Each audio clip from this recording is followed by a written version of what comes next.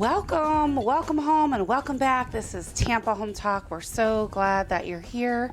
And for the first time in a while, we are actually back in studio this week. That's just great. That means Leo Kane will be with you for the full 2 hours. Not sure what happened with Adam, if he's making his way in or what, but I guess we will find out as the 2 hours progress. I thought we were going to have a 30-minute segment with Adam on flood. Yeah, because there's big changes coming up October 1st. So I was messaging him and emailing him last night going, what about this? We adding this to the outline? We should totally be talking about this. Well, there are huge changes coming up October 1st. Pumpkin spice latte is back. Aside from that. So let's dive into the numbers, all right? And so this is a good topic because we have Danielle Evans hanging out back with us this morning. So we track this stuff every week, Danielle. I don't know if you know and you're watching, but it's interesting. We've got this nice little timeline trend that we've been watching since literally right after COVID. So we take these I give this to snapshots. all my clients. This is where I get my data from. I know, I'm sure. So It's where I get my data from, It too. is. I stick with it every week. Look at this. This is the first time we have hit this number in a while. So our number of new or active listings right now on the market as of this morning, 710. Is that low or high? That's low. high. That's up from where it's been. It's higher than it's been. It's still we low. had 800. We had 800 active listings for a while there. Yeah, we did. I mean, no. Since January of this year, 792. That was the highest we've had all year. Oh, no. Yeah, that is. No, yeah. no, 799. We had 1 week with 799. Mm-hmm. Yep. We were almost right at 800 a couple weeks ago. And I think that the tiniest font ever. it is. I know, right? I think that it's just showing that the buyer hysteria is slowing down and the sellers are slowing down we'll too. talk about that in a minute. Well, that's just new listings. That doesn't mean anything this as is far active. It's low though compared to I would think. active listings. So the number of active listings right now on the market is 710. That's in 3 counties, single-family homes, talking about Hillsborough County, Pinellas County, and Pasco County. And last week it was 686. So we're up a smidge from last week. A smidge. Mm-hmm. And then the number of sold listings still coming in about the same number as last week, 856. And then the number of pendings is 1113. So we're still seeing substantially higher. There's pendings. a lot of pending on the than market. sold or even the lenders are really at a Yeah. turtle's pace. Appraisers are booked 2 to 3 weeks out. We are slammed. So we're rocking right now. Let's talk about that in a second. So let's talk about these numbers for a minute, and So I want the to piggyback on what you just said. Pendings are basically because the banks can't move fast enough? No, pendings are basically you've got a contract, Stuck you've in not yet between. closed on it. Yeah, you're almost You're to almost the finish there. line. You're not quite Well, there. this is the time of year we get all these extra holidays, so I can see why the pendings would be on the rise. Typically, this is a time where we actually slow down. Yeah, we do. Yeah, typically we do slow down around this time just a little bit until we get, and then Pinellas County will spike a little bit for the snowbirds. Christmas, and it's weird, the snowbirds do shop for Christmas. They don't even act like the holidays are here. It depends on the buyers. Yeah. But we have the snowbirds will buy right on the dead of Christmas. So let's talk about this real quick because I want to piggyback on what you said a minute ago. It's a really important factor in what we're seeing in the market. And so even though everyone is still busy and the numbers are still very strong that we're reporting every single week, they're super strong. What we are seeing, and this is where like people like me have our thumb on the market before anything even happens, we kind of usually know. And I'll tell you what we're seeing. We literally would go from having 15, 16, 20 offers to maybe now there's 5. Yeah. Right? Absolutely. And then the ones on the higher end of the market, which are like above 400, those are not having as many offers as they were either. So those might have Absolutely. closer to 2 or 3. We're seeing anything over 500. Don't get me wrong. Anything Yeah. in a multiple offer situation is still a super strong market. It's still a seller's market all day long. We're still a 2-week absorption rate. You can see it very clearly in the numbers. 2 week? Yeah, 2-week absorption rate. You can see it very clearly in the numbers that we have not yet pivoted.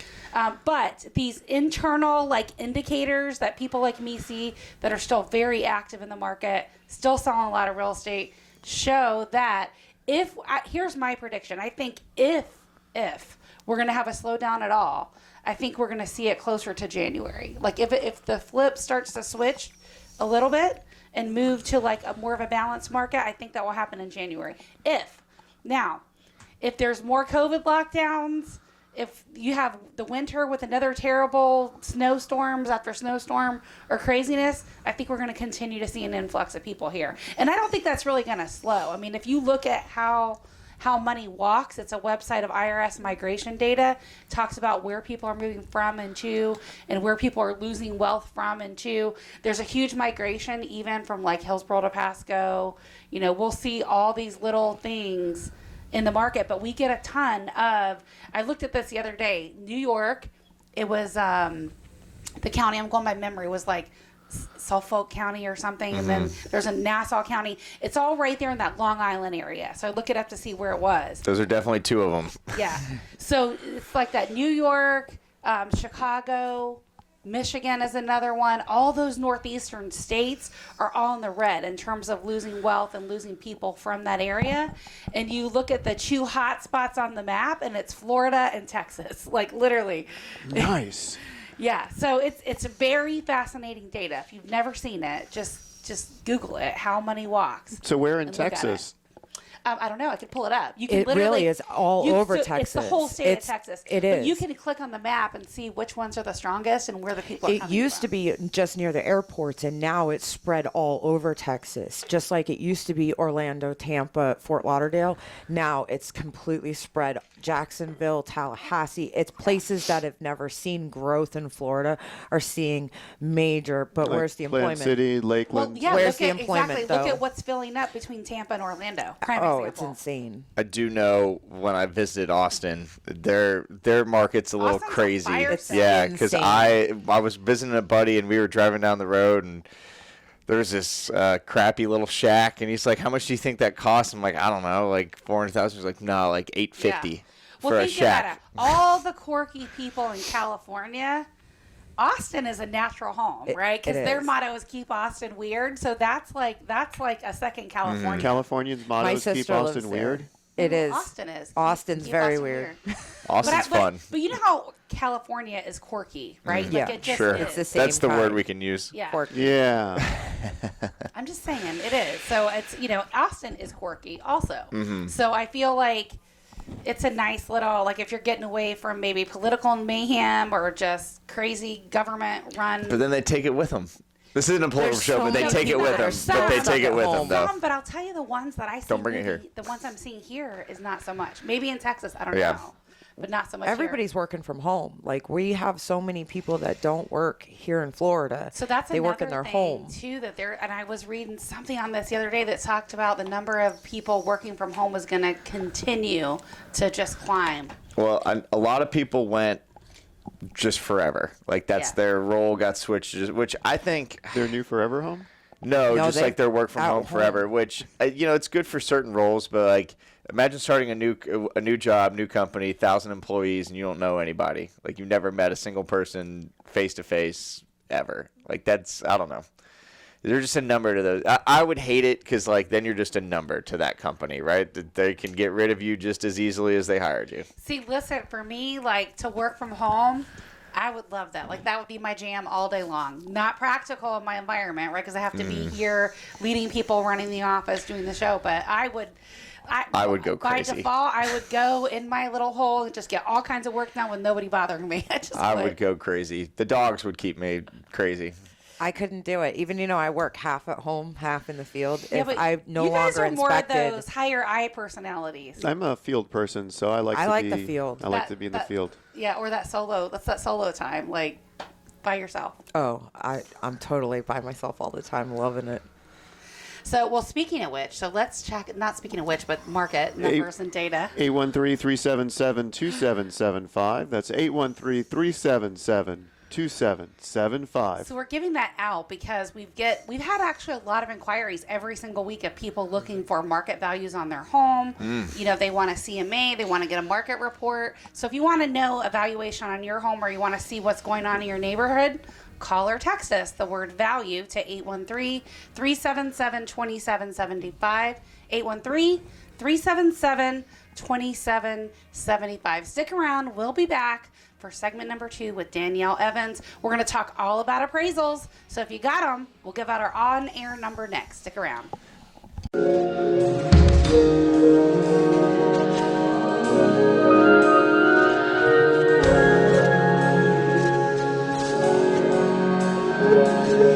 Welcome home, Tampa Home Talk. He still We are remembers. Back. Yes, I So- still remember. It's good to be back. And I like being in the studio. The chemistry is different. It the is. interactions It's are much different. better, It's and much better. it's good to be back. However, I forgot what time I need to leave my house to get here. I did too. And let me- I forgot that kids still go to school. Yeah, let me ask you this: is the traffic heavier now that like some people are back schools. to work, and is it? I think it was just poor It's- timing on my part. It's still dump truck heaven on 54. I go Livingston, so it's luck of the draw if you pass a school bus or not. You know. Yeah, I guess that would be it. I All saw right. I don't take Livingston. I just take the main roads. So let's talk about appraisals because I do. Appraisals, you need them. Danielle, you're in the house, so I have to share a funny story. So we get this client, right, that is making an offer on one of my listings. The seller knows him. He gets multiple offers, and he ended up picking, the offer from the guy that he knew. So he says, I'm going to go with Big Box Bank because my sister's the VP at said Big Box Bank, right? And I'm like, okay, great. So a week, knocking on 2 into the transaction, we're a 30-day close. I'm like, hey, haven't heard from any appraiser yet. They should be reaching out to me about now. So finally, the appraiser starts to reach out around the end, I don't know, somewhere around mid-week 2, trying to schedule an appraisal inspection for after the closing date. We have no idea what the closing date is, by the way. So I'm messaging. How's that even? That's not legal, right? It's not a matter that it's legal. What that I guess tells, it's their rules, What right? it tells me as a listing agent is you're not closing on time. You're not closing like on prepare for a 2 to 4 week delay. And by the way, you're not going to get a value on your appraisal until a month into the contract. So But it's more likely to meet contract price because by then all your pendings are Well, closed. So it's working in your favor in the maybe, end. but let's face it, what seller wants to wait around for a month to find out if there's an issue with the appraised value? I wouldn't. I'd be like, no way, no how. We see it on our end too, like because they're like it's the people that are, hey, I'm closing on Friday, and I'm like, it's Tuesday. Like There's less than 6,900 appraisers in the state of Florida. We cover all of the refinances, all of the litigation, divorce, probate. We do all of our own reviews. Yeah. So in the grand scheme of it, they're, call the representatives and get appraisers to, it should not take a doctorate degree to become an appraiser. And it's really ridiculous. The threshold to entry is very high. Like that barrier It's is 3 very years high. minimum. Yeah. You have to have a bachelor's degree and then 12 months of mentorship. It's absolutely I'm surprised outrageous. you don't have your appraiser's license, Leo. You have everything else under the sun. Time. It's the amount of.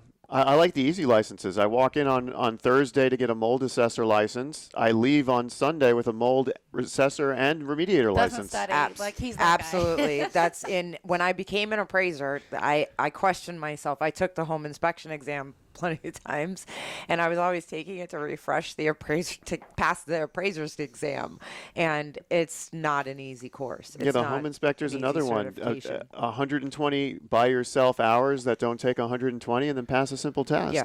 So I should be a home inspector. Everybody should be a home inspector at this point. Licenses. Yeah, we were interviewing so many home inspectors that just got their license. They're completely clueless on what a house I is. was like, all home inspectors are not created equal. Like, They're please. I probably Completely know more than clueless. them just from looking at underwriting reports. Yeah, it could be.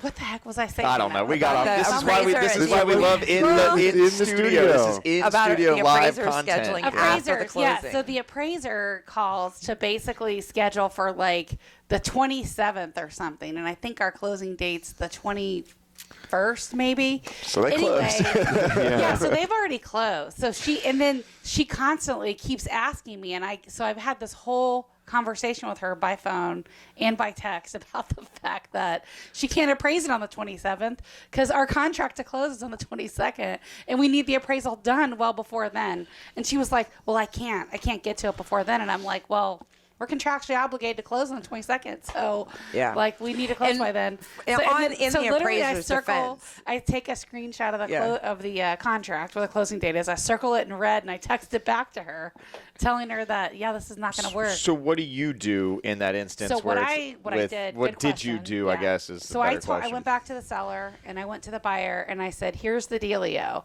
This appraiser keeps trying to schedule, which means you're not going to find out what your value is for about a month after you're in contract, and it means you're also not closing on time. You're going to be 6 to 8 weeks out for closing from the time you got a contract. I said, my suggestion is let me send this over to Sarah Cricky at the mortgage firm. She'll get it done on time. She'll get the appraisal done right away. So basically, that's exactly what happened. So I called Please the tell buyer. me it wasn't me that No, did it wasn't. I don't think it was you. So they can get out of So I called you the can get out buyer. of your loan contract like with the lender. Yeah. Oh, yeah. yeah. You have full, just like insurance. You have full discretion to pick whoever you want, as long as you have ample coverage and you can meet the contractual Well, deadlines. it didn't. Oh, I guess not necessarily with the lender, but I guess my question is: so you go and like, I'm going to buy a house. I have my pre-approval letter. It's from.